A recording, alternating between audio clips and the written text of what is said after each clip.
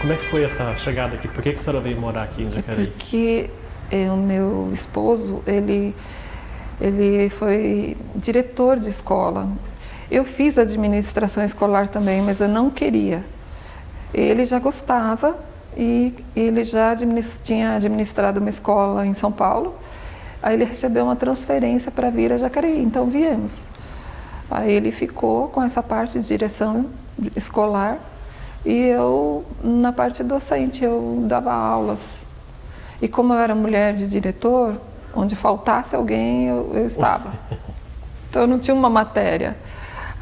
Era qualquer que aparecesse. Não tenho professora de português, vai. Não tenho de geografia, vai, por favor. É tudo escola adventista? Adventista. Mas daí foi só em Jacareí mesmo. E depois partimos para o empreendedorismo, né? E a senhora, luta. E a senhora veio para Jacareí então faz mais ou menos 30 anos? Mais de 30 anos. Mais de 30 anos? 33 anos. E resolveram ficar aqui? Resolvemos em conjunto, em comum acordo. Vamos estabelecer uma raiz aqui, ter filhos. O que chamou a atenção da senhora e do seu marido para ficar aqui em Jacareí? O que atraiu? O povo daqui, acolhedor, um povo que te abraça, que tem contato físico, que te valoriza. Um povo, assim, diferente do que eu era acostumada. Do que éramos acostumados, porque o meu marido é do Rio Grande do Sul. Embora o Rio Grande do Sul seja o povo mais caloroso que Santa Catarina. Tem essa diferença? Eu acho, porque morei também no Rio Grande do Sul. Não sei se é porque lá no internato a gente fazia mais amizade, né? Então, não sei, mas Jacareí é uma cidade especial. É um povo muito, muito especial. E que segura a gente até hoje aqui, né? E já nesse período todo do curso que a senhora fez, depois pedagogia, a poesia entra na sua vida nesse período ou um pouco antes, na adolescência? Como é que entrou a poesia na sua vida? Ela entrou desde pequena assim. Lembro-me da minha mãe com um poema na mão, mas essa é a única vez que eu vi minha mãe com um poema na mão. Ela ainda não sabia que eu lia. Ela chegou com a folha de um poema e continuou cozinhando. Daí ela falou assim: eu quero que tu venhas aqui na cozinha, lê o poema para mim. Eu quero ver se tua leitura tá boa. Aí eu falei: mãe, me dá 5 minutinhos? Tá bom. Eu apareci com o poema decorado. Eu fiquei tão encantada com aquele poema, era uma criança de 7 anos, que eu decorei o poema. Eu acho que começou meio assim, sabe? A senhora lembra desse poema ainda? A senhora lembra desse poema? Não lembro, queria tanto lembrar. E depois, José Mauro de Vasconcelos foi assim um marco na minha vida, que eu li quando criança, Meu Pé de Laranja Lima.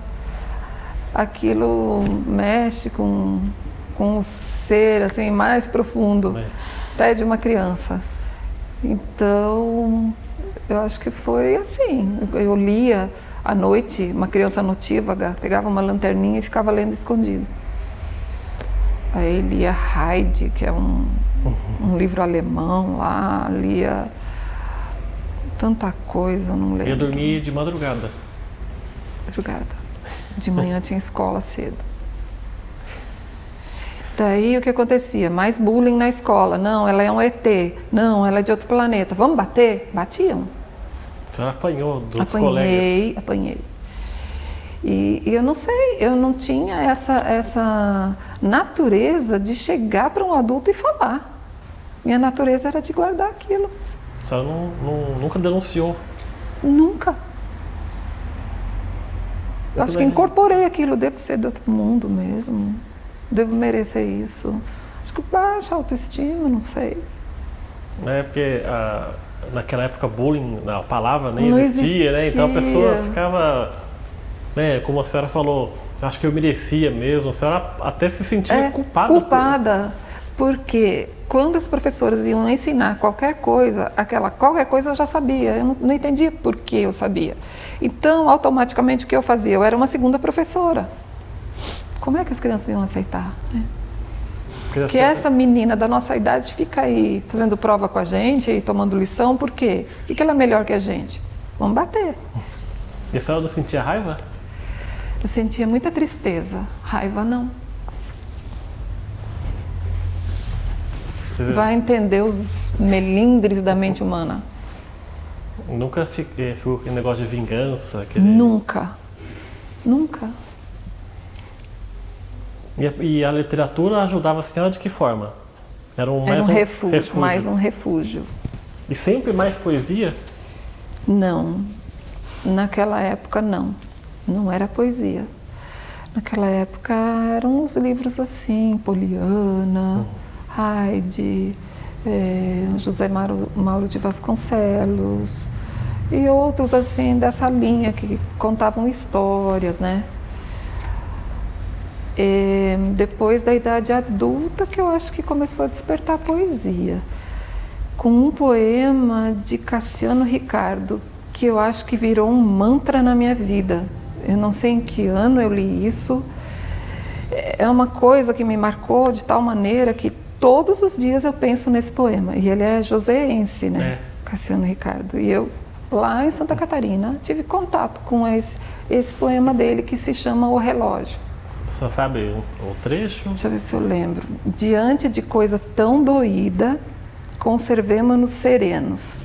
Cada minuto de vida nunca é mais, é sempre menos. Ser é apenas uma face do não ser e não do ser. Desde o instante em que se nasce, já se começa a morrer. Aquilo me impressionou. Eu falei, gente, um dia eu quero ser assim. Tem um pouco a ver com a sua... Minha escrita. Não, e com o seu dia a dia na escola também, né? Sim, sim.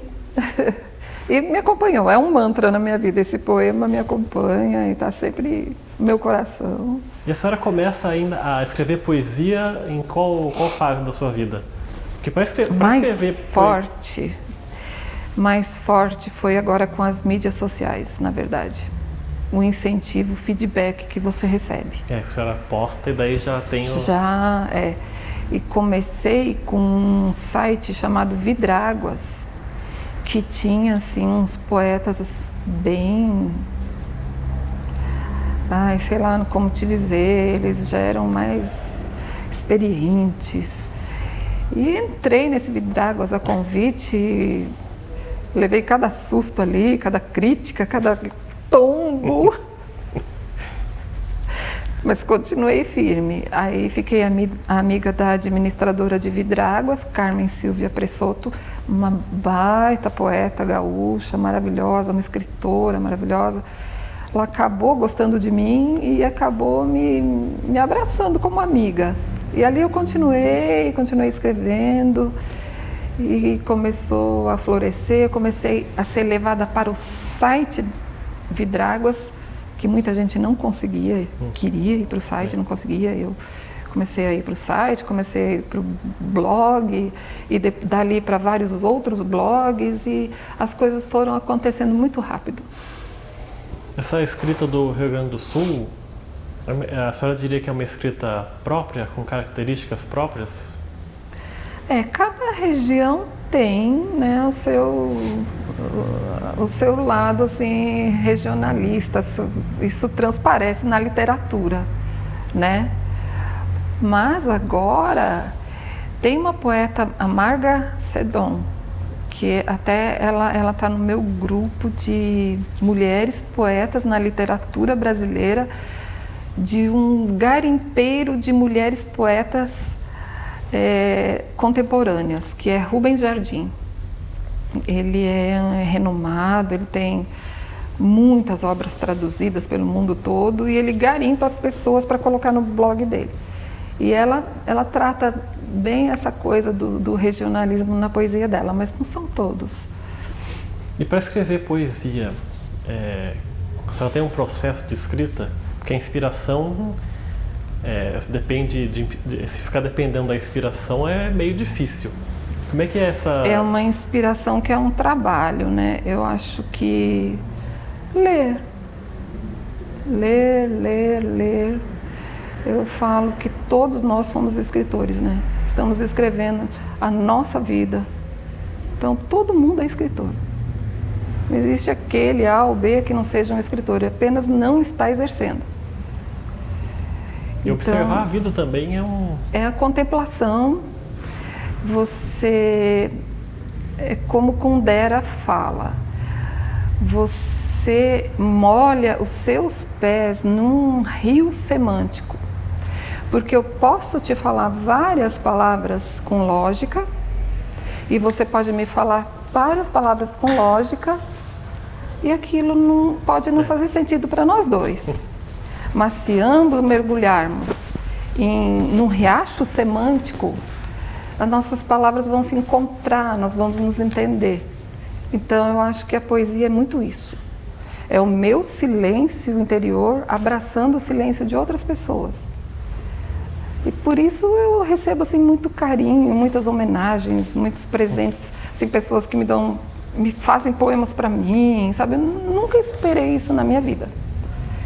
E é muito bom, porque eu acho que o poeta, ele é um plagiador do silêncio, porque ele tem que estar em silêncio de alma para escrever. E aquele silêncio dele abraça outros silêncios e solidões, porque o poeta, ele é solitário. Pode estar cercado, mas ele é solitário. O trabalho é solitário. O trabalho é solitário. Então, o que a gente recebe é o feedback, é saber que você fez um bem, como Mário Quintana falou, um poema salva um afogado. Então, você já cumpriu uma missão na Terra, né? Se você salvou um afogado. As pessoas hoje têm lido mais poesia? Como é que essa poesia... Acredito que sim. É? Eu acho que tem lido mais poesia. Em particular, no meu trabalho, eu não posso te dizer isso, infelizmente. Mas, no geral, no mundo, eu acho que sim. Tem sido mais valorizada do que era antigamente. Porque tinha muito aquele preconceito, poesia, aquela coisa romântica, sem graça. Não é. A poesia, ela é a linguagem carregada de significado. Então, a poesia não, a literatura. A grande literatura, ela é carregada do maior grau de significado possível. Isso são palavras de Ezra Pound, que ele fez o ABC da literatura, que eu amo, sou fã, eu adoro esse livro. E é verdade, né? A literatura, ela tem que ser carregada de significado. E o clássico é aquele eternamente novo. O clássico não envelhece. Ele é uma novidade sempre. Mas não tem... eu até vi uma entrevista da Nelly da Pinhon, um tempo atrás, falando que a literatura não tem como ser um estreante na literatura, de um tipo literário. Porque todos nós somos copiadores, plagiadores Nós todos somos plagiadores. Porque sempre já existiu alguma coisa parecida. Alguém pensou antes da gente, mas a maneira de agrupar as palavras é diferente. E talvez aquele pensamento redigido por mim, ele vai ter um significado diferente de outra pessoa que fez algo parecido. Porque ele também vai encontrar um outro público, né? E na verdade o público é o coautor, né? O público, ele é autor também. Como se fosse porque ele cria em cima. Como se fosse um espelho do autor. Ele vai... Né? Um espelho do autor, exatamente. E a senhora vê isso também, eu perguntei se as pessoas têm lido muito poesia hoje e também literatura. A senhora é dona de uma livraria aqui em Jacareí. Uma livraria já muito tradicional na cidade. As pessoas vão procurar coisas novas ou querem indicações porque querem ler? Como é que a senhora analisa isso? Eu analiso assim, que nesses últimos anos isso tem melhorado bastante. As pessoas têm procurado ler mais. E a gente presta tipo uma consultoria. Né? Então, o que gratifica a gente é isso. Porque a margem de lucro para você trabalhar com livros, eu vou te falar, é inviável. Mas a gente tem como uma espécie de ideal, assim, você falar sobre um livro que você leu, que você gostou, e é muito bom. Eu acho que as pessoas têm se interessado mais, muito mais, nos últimos anos. É porque tem a pesquisa do ano passado que diz que o brasileiro lê em média menos de 2 livros por ano, né? Triste, muito triste. Mas o que minha amostra lá indica não é bem assim. A literatura forma pessoas, né? O problema é que o poeta é desorganizado. Ele precisa de alguém que direcione, que ajude a selecionar. Eu tenho milhares de trabalhos e não consigo organizá-los. Tem que passar por um editor. E eu não mandei nenhum trabalho para editora alguma até então.